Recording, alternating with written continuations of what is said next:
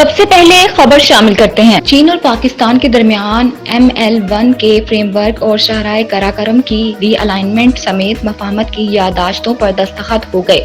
وزیر اعظم شہباز شریف اور چینی نائب وزیر اعظم ہی لینگ فنگ نے بھی تقریب میں شرکت کی۔ تقریب سے خطاب کے دوران شہباز شریف کا کہنا تھا کہ چین کے ساتھ اہم دستاویزات پر دستخط ہوئے ہیں جس سے معاشی تعاون میں اضافہ ہوگا۔ انہوں نے کہا کہ سی پیک کے تحت مختلف منصوبوں پر $25 بلین کی سرمایہ کاری ہوئی۔ سی پیک سے دونوں ممالک کے تعلقات میں نئے باب کا آغاز بھی ہوگا۔ چینی نائب وزیر اعظم کو ہلال پاکستان صدر مملکت عارف علوی کی جانب سے صدر ہاؤس میں عطا کیا جائے گا، جس کی تقریب ایوان صدر میں ہوگی۔ وزیر مملکت برائے پیٹرولیم صدیق ملک نے کہا ہے کہ نوجوان مایوس نہ ہوں، پاکستان کا مستقبل دبانگ ہے۔ ایک بیان میں مصدق ملک نے کہا کہ پاکستان میں معدنیاتی مٹی کی قیمت $6.1 ٹریلین ہے۔ ملک بے شمار معدنیات سے مالا مال ہے۔ معدنیات کی مائننگ سے سب سے زیادہ فائدہ غریب عوام کو ہوگا۔ معدنیات کے انقلاب سے ملک میں روزگار کے بے شمار مواقع پیدا ہوں گے۔ اس معدنیاتی انقلاب کے لیے ہمارے 3 گول ہیں: روزگار، ترقی اور ایکسپورٹ۔ نون لیگی رہنما کا کہنا تھا کہ بلوچستان میں مزدور طبقہ بہت ہے، ان کو ملازمت فراہم کریں گے۔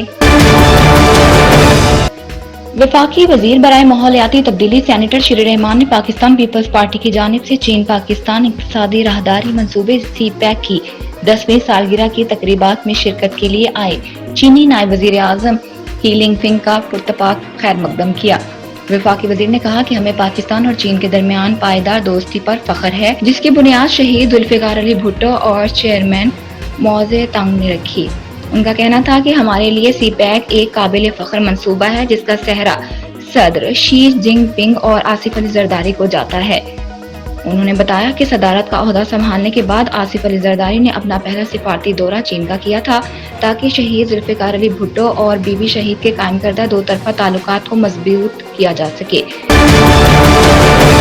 متحدہ قومی موومنٹ MQM کے رہنما خالد مقبول صدیقی کا کہنا ہے کہ ہم کراچی کی آبادی 3 کروڑ سے کم قبول نہیں کریں گے۔ جو لوگ کم گنے گئے اس پر کمیشن قائم ہونا چاہیے۔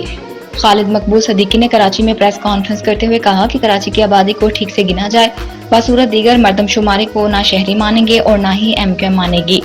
خدشہ ظاہر کیا کہ اطلاعات مل رہی ہیں کہ کراچی کی آبادی 2 کروڑ تک دکھانے کی منصوبہ بندی کی ہے، لیکن اس سازش کو MQM کبھی قبول نہیں کرے گی۔